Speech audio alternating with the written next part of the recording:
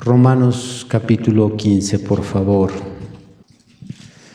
Romanos 15, versículo 4.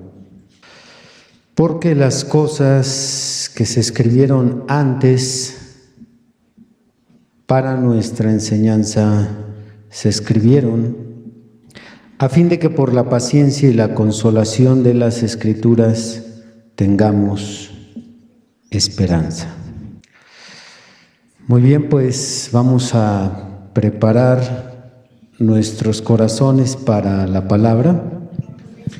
Y digo prepararlos porque aunque el Evangelio, dice el apóstol Pablo, en Romanos capítulo 1 es poder de Dios para salvación, primeramente al judío y después al gentil, aún así este no puede tener ningún efecto en nosotros si venimos en una condición equivocada. Si usted viene a buscar ayuda y bendición de Dios, la encontrará. Si viene a buscar errores, también los encontrará. Y no encontrará al Espíritu Santo.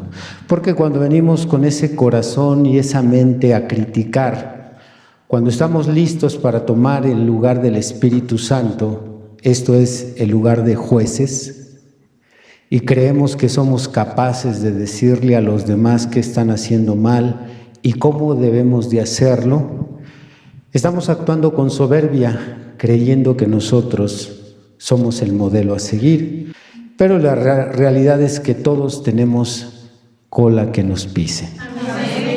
Todos estamos llenos de errores, defectos, todos tenemos algo en que trabajar, y Jesús dijo: deja de mirar la paja que está en los ojos de los demás. Trabaja en tu viga. Ve y consíguete una cegueta, consíguete herramienta para que te cortes esa viga que traes cargando, y ya cuando hayas corregido tus errores, cuando seas perfecto, estarás en condición de corregir a otros. Y creo que para llegar a esa perfección nos falta mucho. Así es que no venga a examinar al que está al lado, no venga a examinar al pastor porque le va a encontrar muchos defectos. Venga a examinarse usted ante la palabra. Y ya que la palabra le señale su condición, entonces a trabajar, a corregir a aquellos que están mal. Recuerde que desde el tiempo de Jesús ya había ese tipo de creyentes buscando errores y defectos en otros, nunca los suyos, y eran llamados los fariseos, gente muy religiosa. Pero del tamaño de su religión era el tamaño de los demonios que traían adentro. Porque Jesús les dijo: el padre de ustedes es el diablo. Porque estaban preparados y listos para agarrar las piedras y lanzarlas contra los demás. Y el Señor, de una manera tan diplomática, tan elegante y tan breve, dijo: está bien, hay que matar a las adúlteras. Porque el Señor no iba a contradecir la misma ley que Jehová le dio a Moisés. Y la adúltera tenía que morir a pedradas. Entonces Jesús estaba de acuerdo con ellos, pero al mismo tiempo dijo: el que esté libre de culpa, que lance la primera piedra. Y de los críticos que estén aquí sentados, quieren sacar su papelito para empezar a anotar lo que está haciendo mal el que está a su lado. Quieren sacar su papelito para anotar mis errores como predicador. Adelante. Si usted ya está libre de culpa, comience a anotar. Pero si todavía tiene mucho trabajo en su vida, ocúpese primero de su vida.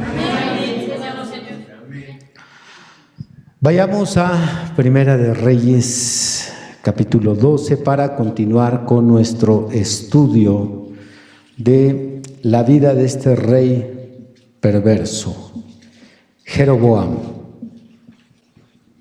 Primera de Reyes, capítulo 12. Recuerde que cuando hemos analizado las vidas de algunos personajes como el rey Acab, que fue un rey perverso, igual que Jeroboam. Cuando hemos estudiado la vida del rey Nabucodonosor, cada uno de los reyes que nos narran las biografías aquí en Crónicas,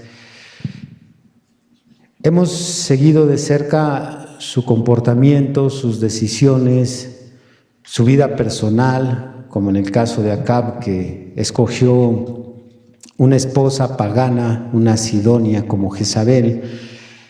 Estudiamos estas vidas y analizamos lo malo que han hecho para que no caigamos en los errores que ellos cayeron. Porque la Biblia no solamente nos dejó biografías ejemplares, también nos dejó la vida de estas personas que en algún momento de su caminar fallaron. Y como lo aprendimos el sábado pasado, Jeroboam en un tiempo fue un hombre ilustre. Jeroboam no empezó con el pie izquierdo en su caminar, igual que el rey Saúl. El rey Saúl era un hombre humilde. Saúl era un hombre obediente. Al principio, los primeros mandatos que Dios le dio a través de Samuel, los obedeció, pero poco a poco se fue desviando. Lo tomó la soberbia, otros espíritus de error entraron dentro de él, y eso nos revela que cualquiera de nosotros, por muy buen inicio que hayamos tenido en nuestra vida cristiana, por muy bellas experiencias que hayamos vivido en un tiempo, si nuestra conversión fue muy especial, aún así nosotros estamos expuestos a torcernos, a desviarnos a mitad del camino o al final del camino. Judas, de quien también hemos hablado, este personaje siniestro que nadie quisiera identificarse con Judas, el traidor. También Judas fue un buen creyente al inicio. Fue al final de su caminar, al final del ministerio, cuando el dinero lo corrompió. La mayoría de cristianos empezamos bien, y la Biblia nos dice muchos son llamados, pero al final esos muchos se reducen a un grupo muy pequeño. Y aquí tenemos a Jeroboam. Nos quedamos allí en el verso 25 del capítulo 12 o en el verso 24 y vamos a iniciar el verso 25. Entonces, refiriéndose a Jeroboam, entonces reedificó Jeroboam a Siquem en el monte de Efraín y habitó en ella, y saliendo de allí reedificó en Penuel. Esa palabra reedificó es nuevamente fortaleció o construyó estas dos ciudades donde iba a habitar Jeroboam. Estas ciudades estaban dentro del territorio de la tribu de Benjamín. Analizamos el sábado pasado cómo es que Dios le quitó el reino a Salomón y le dejó solamente 10 tribus a su hijo. 2 tribus, o una tribu para ser más preciso, y 10 tribus le entregó a Jeroboam. Entonces comienza su reino y lamentablemente comienza tomando decisiones erróneas. Dice el versículo 26, y dijo Jeroboam en su corazón, ahora se volverá el reino a la casa de David, si este pueblo subiere a ofrecer sacrificios en la casa de Jehová en Jerusalén, porque el corazón de este pueblo se volverá a su señor Roboam, rey de Judá, y me matarán a mí, y se volverán a Roboam, rey de Judá. No tenemos aquí un mapa para ver la ubicación geográfica de ambas capitales. Recuerden, Roboam se queda solamente con una tribu, se queda con la tribu de Judá. La capital de Judá en aquel tiempo era Jerusalén. Actualmente es Tel Aviv, pero en aquel tiempo era Jerusalén, lo cual correspondía al reino del sur. mientras que la capital de Israel, que era Samaria, correspondía al reino del norte. Sin embargo, Dios había ordenado una división política, no una división religiosa. Y Jeroboam está expresando aquí su preocupación de que aquellas 10 tribus que tenían que subir a las 5 fiestas anuales que se hacían en Israel, estas 5 fiestas están en Levítico 25, que es la fiesta de la Pascua, la fiesta de Pentecostés, la fiesta de los tabernáculos, la fiesta de la expiación y la fiesta de las trompetas. Estas fiestas se celebraban durante todo el año y durante estos periodos todo el pueblo subía a Jerusalén para adorar. Entonces, como la división estaba reciente, se acababa de dividir el reino, la preocupación de Jeroboam es que todos aquellos israelitas que pertenecían a estas 10 tribus que quedaron bajo su cuidado, al subir a Jerusalén, nuevamente sintieran simpatía por Roboam y él perdiera el reino. Qué falta de revelación y qué falta de confianza tuvo Jeroboam en la profecía que le dio el profeta Ahías. El profeta Ahías ya le había dicho que él se quedaría con 10 tribus y esto venía de parte del Señor y él vio el cumplimiento. Eso era suficiente para permitir que todos los israelitas fueran a Jerusalén, se encontraran con el mismo rey Roboam, es más, que platicaran con él sin ningún temor. Él debería de haber confiado, haber dicho, si Dios me dio este pueblo a cuidar, estará bajo mi cuidado. ¿Alaban a Dios? Amén. Esto es aplicable hoy en día con los pastores, los que estamos trabajando para el Señor. El Señor nos ha asignado una cantidad de pueblo a dirigir, a pastorear. Yo no tengo ningún temor de que ustedes vayan a otra iglesia, se queden con otro pastor. No debo de desconfiar en eso. Dios me ha asignado a mí un trabajo y un pueblo con el cual trabajar. Y si usted un día decide escoger otro pastor, todo está bien. ¿Quiénes se van a quedar? Aquellos a los que el Señor me asignó cuidar.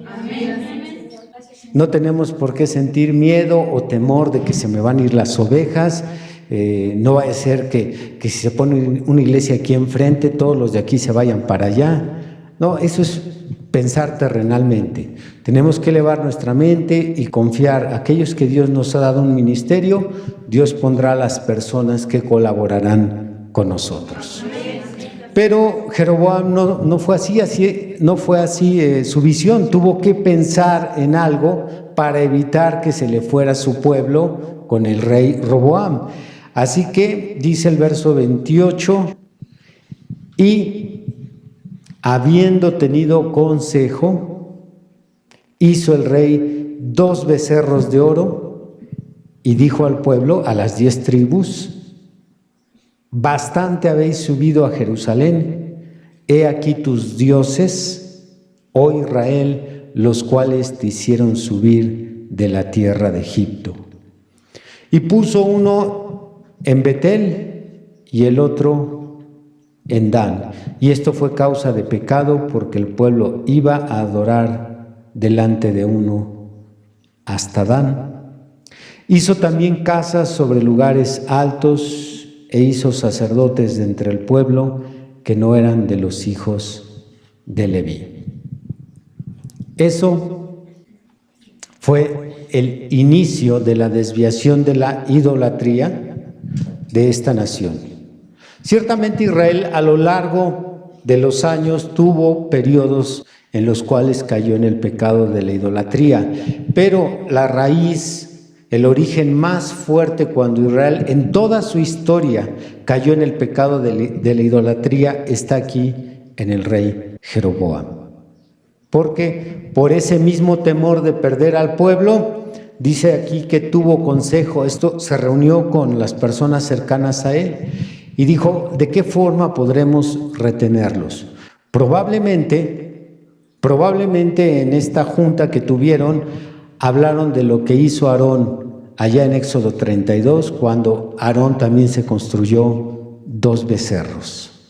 Han de recordar que ellos tuvieron temor de que Moisés, después de estar 40 días allá en el monte y no regresar, dijo Aarón, dijo el pueblo, ¿qué habrá sucedido con este varón? Y entonces todo el pueblo juntaron alhajas, joyas, construyeron 2 becerros y comenzaron a adorar a aquellos becerros como sus libertadores. Quizás con esta misma circunstancia el consejo fue, pues vamos a construir algo para que el pueblo no sienta la necesidad de ir hasta Jerusalén. Y este es un pecado que le ha seguido en toda la historia a la nación de Israel, el pecado de la idolatría. Si leemos los libros de los profetas, tanto mayores como menores, existen muchos capítulos donde constantemente se está recriminando este pecado, porque de los 10 mandamientos, este es el primero y el segundo, el más grande y el más importante de los 10 mandamientos. Vamos a recordar un poco de esto. Abran Éxodo capítulo 20. Por ahí pongan un separador sobre el pasaje porque vamos a regresar aquí. Éxodo capítulo 20 dice el versículo 1: y habló Dios todas estas palabras diciendo: yo soy Jehová tu Dios, que te saqué de la tierra de Egipto, de casa de servidumbre. No tendrás dioses ajenos delante de mí. No te harás imagen ni ninguna semejanza de lo que esté arriba en el cielo, ni abajo en la tierra, ni en las aguas debajo de la tierra. No te inclinarás a ella, ni las honrarás, porque yo soy Jehová tu Dios, fuerte, celoso, que visito la maldad de los padres sobre los hijos hasta la 3ª y 4ª generación de los que me aborrecen. Muy bien. Esta escritura, que es fundamental y la más sobresaliente de los 10 mandamientos, en nuestra época no es muy sencillo entenderlo, porque hoy en día pues tenemos más religión que aquel tiempo. Hoy no solamente hablando de religiones diferentes, sino dentro del mismo cristianismo tenemos muchas diversidades. Tenemos hoy en día pentecostales, mormones, luteranos, la luz del mundo, tenemos la iglesia anglical, la cuadrangular, tenemos más de 500 denominaciones registradas en toda Latinoamérica. Pero en aquel tiempo este mandamiento tenía mucho sentido porque lo que predominaba en aquel tiempo eran las esculturas. Toda religión se identificaba con una escultura especial. Hoy en día en el cristianismo sabemos que la idolatría está penada. De los aproximadamente 2.300 millones de cristianos que existimos en todo el mundo entiende la idolatría. Pero en aquella época, esta iba a ser la primera religión, la primera que iba a adorar a un Dios que no se veía. No tenían en su mente la idea cómo era este Dios. Este Dios no se iba a dejar representar por alguna figura especial. Entonces era todo un reto en la mente el tener un Dios de este tipo. Es como nosotros, es un Dios grande. Cada religión en aquel tiempo dibujaba a su Dios según lo concebía. Los dioses más conocidos, los más cotizados, los que más se vendían, era Astarot, Baal, Moloch. Estaban las culturas hititas, los fenicios. Cada religión era identificada según la figura que tenían ante ellos. Por ejemplo, nos dice el libro de 1 Samuel, los filisteos tenían a Dagón, un dios que estaba hecho dentro de la figura de un tronco. Nada más tenía este dios cabeza y brazos, no tenía pies. Entonces, este mandamiento era todo un reto para esta nación, porque han de recordar que Israel nace de un hombre pagano, Abraham. Los orígenes de Abraham, Caldea, él era de los caldeos, la tierra de Ur. Entonces, era un hombre idólatra.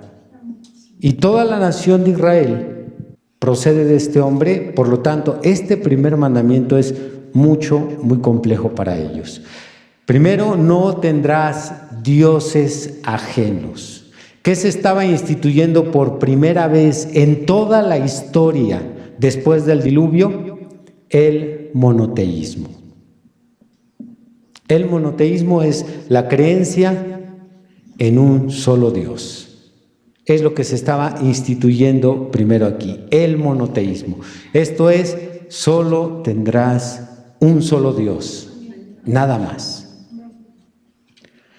Segundo, este Dios que tendrás no lo vas a representar de ninguna forma. No habrá ninguna figura que sea el medio por el cual tú te conectes con este Dios.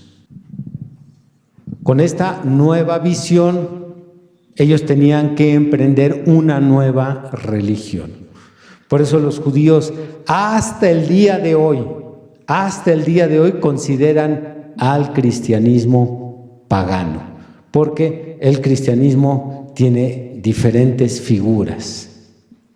Tiene vírgenes, tiene santos, estoy hablando del cristianismo católico, y entre los cristianos también tenemos figuras. Bueno, aquí en la iglesia no, pero hay cristianos que tienen alguna cruz, tienen alguna figura de Jesús como el buen pastor, etcétera, mientras que los judíos no tienen absolutamente ninguna imagen. Y es por eso que el Islam, que es una rama del judaísmo, porque el Islam nace 610 años después de Cristo, también es la segunda religión en todo el mundo monoteísta.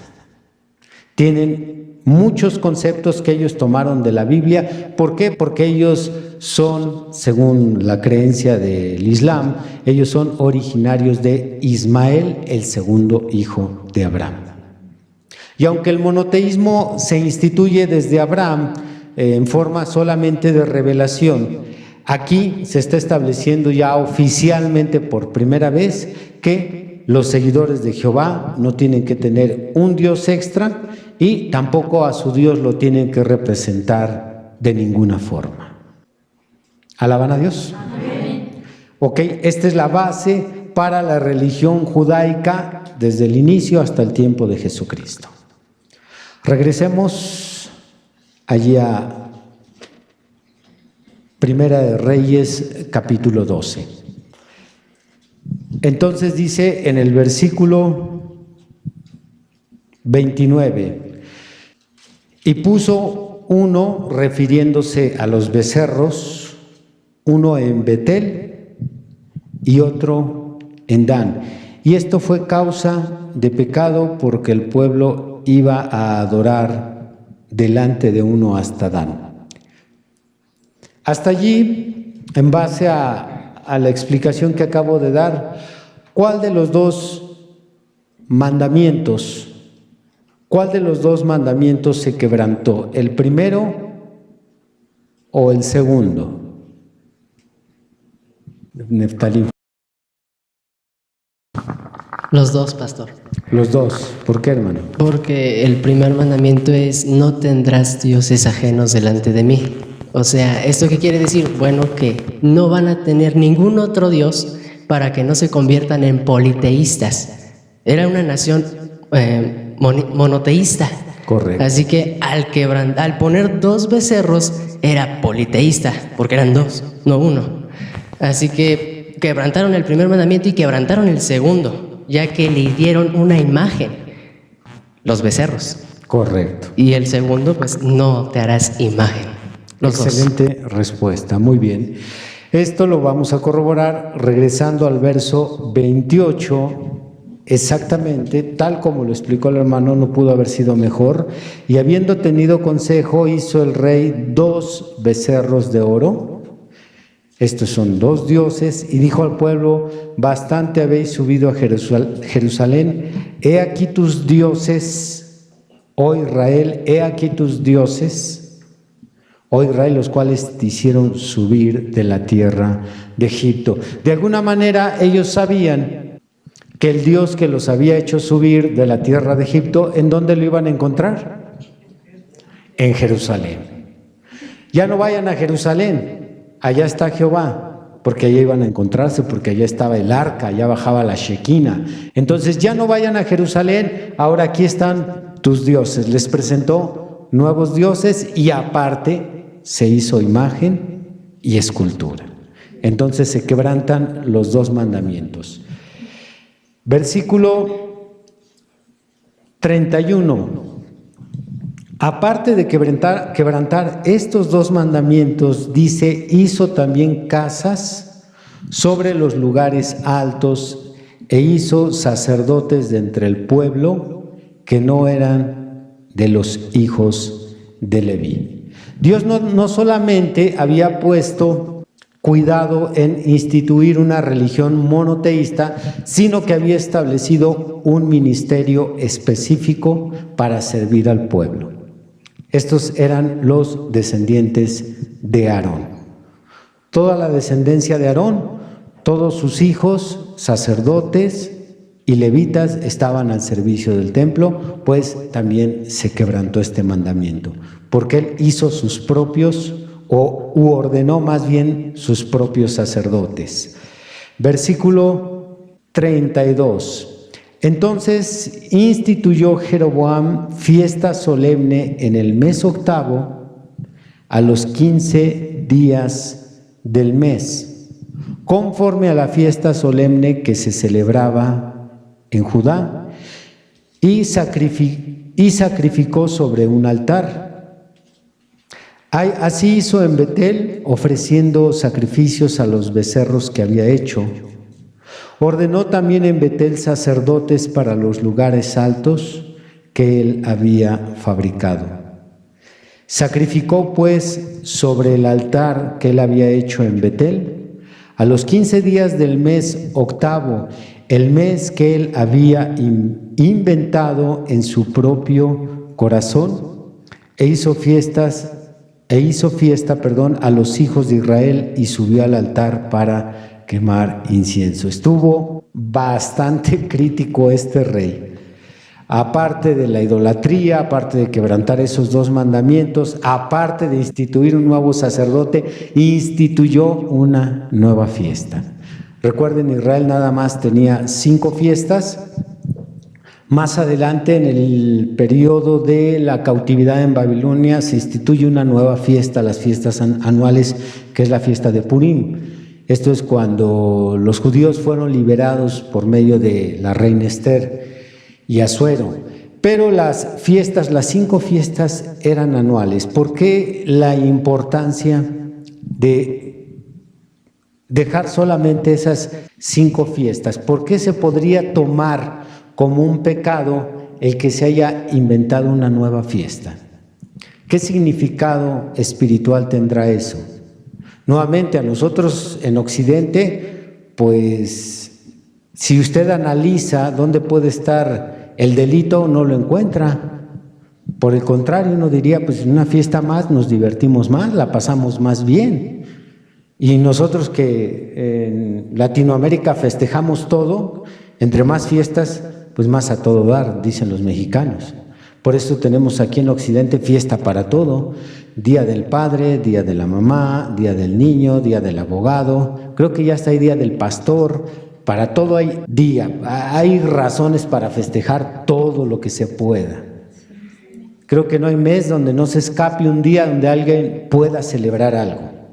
Pero ellos tenían 5 fiestas. ¿Por qué solo 5 y por qué se tomaría como pecado que él haya inventado de su corazón una nueva fiesta? ¿Sería que iba a consumir los recursos financieros de la tesorería? ¿Sería ese el delito? ¿Sería que Dios se enojaba que tuvieran ellos festividades? A ver, allá con los ministros. Ayúdanos, hermano Ernesto, ilústranos.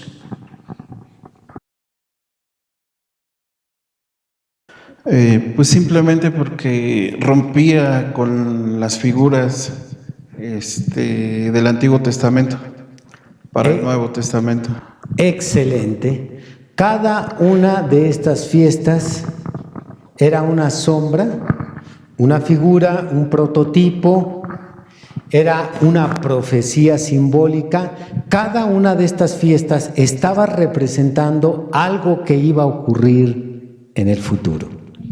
Y es por eso que no debían de haber más festividades, porque estas no se vaya usted con su mente occidental y su mente carnal a leer fiestas, a imaginar usted que había globos, confeti, payaso, porque usted tiene un concepto diferente de fiesta. Usted de inmediato va a estar pensando en otras cosas, porque así es como nosotros visualizamos. Hasta las iglesias cristianas hoy en día, ¿cómo hacen sus convivios? Ellos ponen música, bailan, mientras que el tipo de fiesta que celebra el judío siempre lleva un aspecto religioso. Ellos cuando hacen fiesta es para adorar a Dios, para recordar un acto conmemorativo. La Pascua, ¿qué se celebraba en la Pascua? ¿Qué se recordaba en la Pascua? La liberación, el que hayan sido sacados de Egipto. Entonces siempre hay un trasfondo espiritual en la festividad judía. Y al mismo tiempo, he aquí lo asombroso, al mismo tiempo, esa fiesta era una representación de lo que un día iba a ser Dios en el futuro con su iglesia.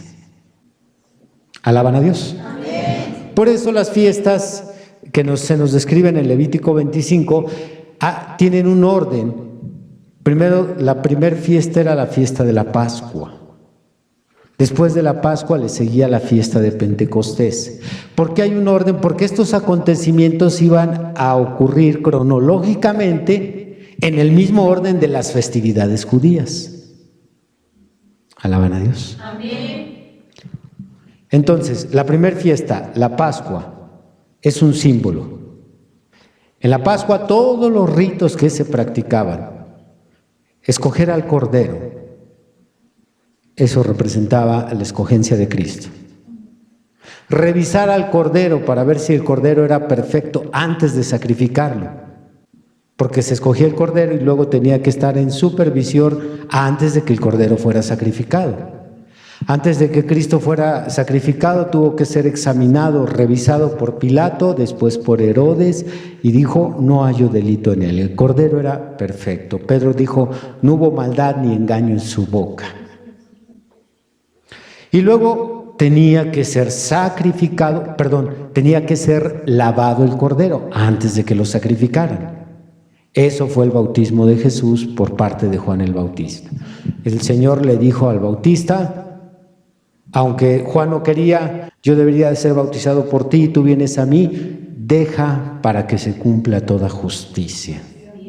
El Cordero tenía que ser lavado. Y una vez que fue lavado, ahora sí tenía que ser sacrificado. Y Pablo dice en 1 Corintios capítulo 5, refiriéndose a todo ese ritual que se practicaba en la Pascua, dijo, nuestra Pascua ya ha sido sacrificada, refiriéndose a Jesucristo. En Jesús, en su vida, en su ministerio, en su sacrificio, en su resurrección, se cumple la primera fiesta, la Pascua. Después la segunda fiesta, la fiesta de Pentecostés, la fiesta de los 50 días. Eso se cumple en Hechos capítulo 2, cuando la iglesia recibe el bautismo del Espíritu Santo. Y después la siguiente fiesta, la fiesta de las trompetas. Las trompetas congregaban a todo Israel. Las trompetas tenían una representación. Eso es Primera de Tesalonicenses capítulo 4, cuando se oye la trompeta de Dios, haciendo el llamado también a congregar a todos los gentiles. Cada fiesta se puede estudiar y vamos a encontrar que todos los ritos practicados en ese tiempo tenían una aplicación espiritual en nuestro tiempo.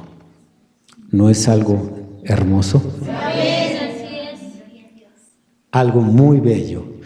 Por eso este hombre, cuando instituye una nueva fiesta, está atentando contra las figuras, está alterando la profecía, porque esas 5 fiestas estaban anunciando eventos desde el tiempo de Cristo hasta el reino milenial. Porque en el reino milenial se cumple la fiesta de los tabernáculos. Isaías 65. Así que este fue el gran pecado, o la lista más bien de gran pecados del rey Jeroboam. Vamos a avanzar otro poco en el capítulo 13. Dice en el versículo 1: He aquí que un varón de Dios, por palabra de Jehová, vino a Judá, a Betel, y estando Jeroboam junto al altar para quemar incienso, aquel clamó contra el altar por palabra de Jehová y dijo: Altar, altar, así ha dicho Jehová, he aquí que a la casa de David nacerá un hijo llamado Josías, el cual sacrificará sobre ti a los sacerdotes de los lugares altos que queman sobre ti incienso, y sobre ti quemarán huesos de hombres.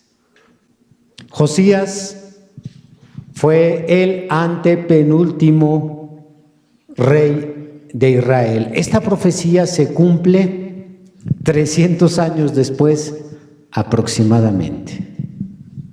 300 años después, ya casi al final del periodo de libertad del pueblo de Israel, porque después de Josías sigue Joacim, después de Joacim, Joaquim, después Sedequías, que es un rey que pone Nabucodonosor, y de ahí se van a la cautividad en Babilonia. ¿Cómo saber, cómo estar seguro que lo que este varón estaba pronunciando se iba a cumplir? Porque cualquiera puede decir cualquier cosa. Yo puedo profetizar que de aquí a 100 años va a haber un terremoto, pero muchos de ustedes ni van a vivir para ver si la profecía era correcta, si yo era profeta o no profeta de Dios. Entonces, ¿cómo saber que lo que estaba pronunciando este varón se iba a cumplir? Cada profeta de Dios que llegaba a anunciar su profecía era asistido por una señal sobrenatural. Y dicha señal sobrenatural que en ese instante se cumplía, esa señal era la confirmación de que su profecía era correcta. Hoy en día hay mucho profeta o pseudo profeta, hay mucho apóstol, y pues cualquiera puede decir que es apóstol. Andan muchos por ahí diciendo que son apóstoles y que son profetas, pero no se les ve nada. Algunos dicen: ¿y qué de la cantidad de seguidores que tiene? Les gana la Iglesia Católica. Póngale a la Iglesia Católica cualquier religión cristiana, la más grande que usted quiera, y no le ganan en cantidad al catolicismo. La cantidad no prueba que esa religión está bien, y tampoco prueba que ese hombre es profeta o es apóstol. Los profetas de Dios, cuando daban profecía, se les daba una señal, y esa señal confirmaba que la profecía venía de Dios, y también confirmaba que ese hombre era profeta. Vayamos a los casos más conocidos. Todos los profetas tenían señales, pero vamos a los más conocidos. Moisés. Moisés fue enviado a liberar a la nación de Israel e iba a profetizar frente a Faraón. Iba a profetizar frente a Donald Trump. En aquel tiempo Faraón era la potencia más fuerte del mundo, era el hombre más poderoso del mundo. Así es que iba a profetizar sobre una figura política que no cualquiera se atrevería a retar. Pero el Señor le dio no solo la comisión, sino le dio una señal.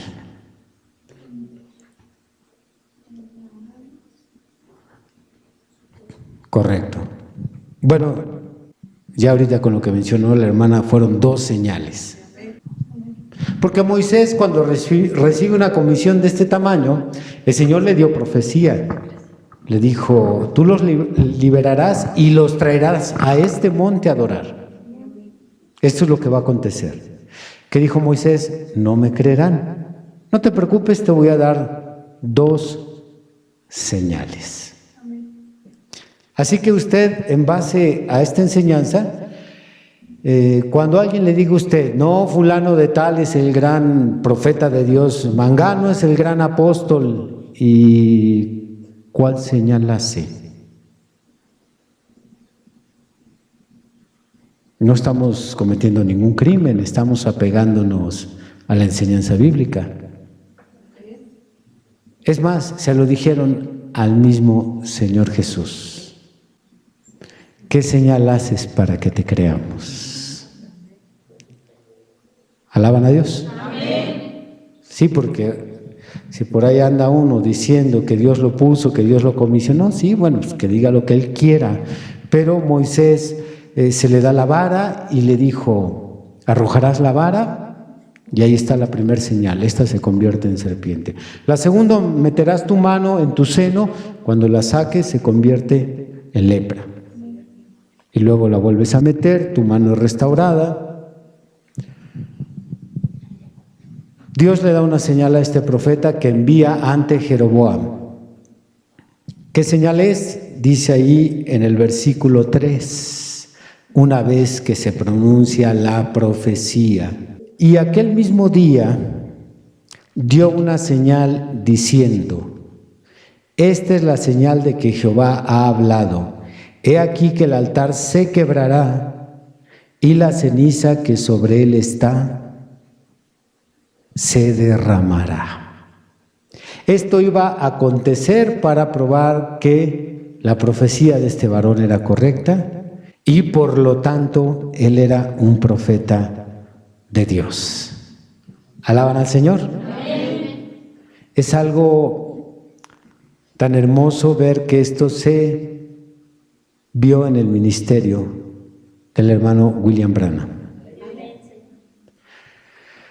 Cuando el Señor le daba alguna tarea, también le daba una señal y esa señal probaba que Dios lo había enviado. Una de ellas fue tomar la mano de las personas que estaban enfermas y poder detectar la enfermedad de las personas. Venga tantito, hermano Apolonio, por favor. Cuando pasaban las personas enfermas a la plataforma para que el hermano William Branham orara por ellos, les tomaba su mano de aquí. Y tan solo con tomarla, él podía detectar qué enfermedad tenía la persona. Al tomarla, sin que la persona le dijera, claro está, al tomarla le decía, usted tiene tuberculosis, usted tiene cáncer, usted tiene sífilis. Y de todas las personas a quien les detectó la enfermedad, ninguna de ellas falló. Porque cuando Dios le dio la comisión a William Branham, le dijo también, no me van a creer, dijo, se te darán 2 señales. Esa fue la primera. Esa señal duró muchos años y después fue imitada. Así que después se le aparece el ángel y habla con él y le da una segunda señal. Y le dijo, si te mantienes humilde, lograrás conocer los secretos que hay en el corazón de la persona. Lograrás conocer lo que hay en su mente. Entonces, cuando las personas pasaban frente a él, antes de orar por ellos, él hacía contacto visual con ellos y trataba de percibir qué es lo que la persona traía en su corazón y traía en sus pensamientos, y él empezaba a revelarles cuál era su nombre, de dónde venía, qué había hecho y por qué razón estaba allí. Nuevamente, lógicamente sin que la persona dijera nada. Así que esas dos señales, gracias hermano, esas dos señales acompañaron a su ministerio. Por tanto, independientemente de que él predicó una sana doctrina, creemos en su ministerio profético porque los profetas siempre les acompañaron señales que confirmaban sus profecías o confirmaban su ministerio. Así que se da la profecía y se da aquí en este pasaje la señal. Versículo 3, y aquel mismo día dio una señal diciendo, esta es la señal de que Jehová ha hablado, he aquí que el altar se quebrará y la ceniza que sobre él está se derramará. Cuando el rey Jeroboam oyó la palabra del varón de Dios que había clamado contra el altar de Betel, extendiendo su mano desde el altar dijo, prendedle. Ahora vean una tercera señal que aparece aquí. Mas la mano que había extendido contra él se le secó y no la pudo enderezar. Y seguido a esto, y el altar se rompió y se derramó la ceniza del altar conforme a la señal que el varón de Dios había dado por la palabra de Jehová. ¡Qué tremendo! Esas son las mejores credenciales que puede haber de un ministerio. Esas son las mejores. Sí, porque yo puedo mandarme imprimir mi gafet. Yo soy un apóstol de Dios. ¿Lo dudas? Léele, chécale, yo soy de Dios. Aquí está la firma, viene desde tal país. Sí, yo sé que muchos en eso basan su ministerio y otros tantos que le aplauden. Para ellos esa es la garantía de que tienen dicho ministerio. Pero asegurándose Dios de que no hubiera impostores, les entregó sus credenciales. Les dijo, esta señal sobrenatural confirmará tu ministerio. Esta señal sobrenatural confirmará tu ministerio. Así que aguas a quién sigues.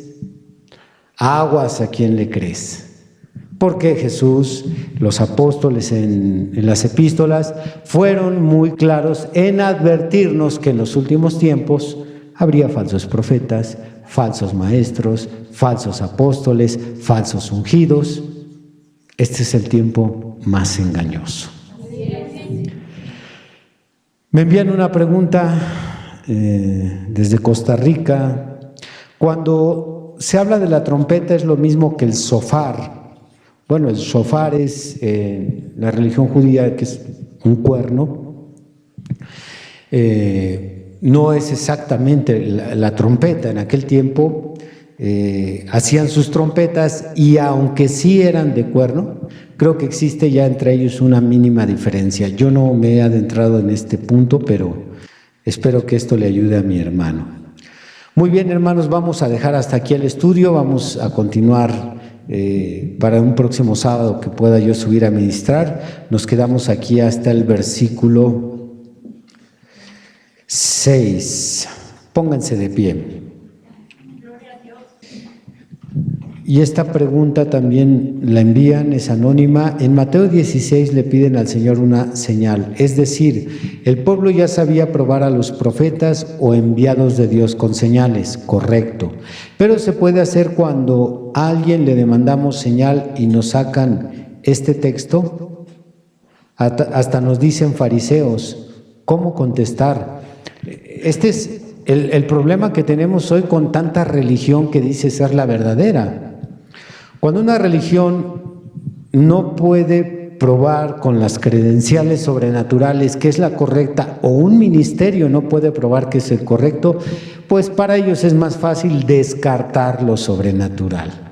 Y los testigos de Jehová es lo que hacen, descartan lo milagroso. Ya hoy no hay milagros, no hay señales, eso fue para otra época. Es más fácil descartar que adquirir una credencial genuina. Así como podemos ¿cómo podemos responder cuando alguien nos saca esta escritura? Es que a Jesús le pidieron señal. Cuando analizamos el texto, Jesús no les dio señal porque ya les había dado muchas. Y es por eso que mencionó que la única señal que les daría es la señal del profeta Jonás. Pero él dijo, la generación adúltera demanda señal. Así es que ya se les había dado muchas señales, no necesitaban más señales. Hasta nos dicen fariseos cómo contestar. Pues sí, realmente nos juzgan ante este tipo de enseñanzas.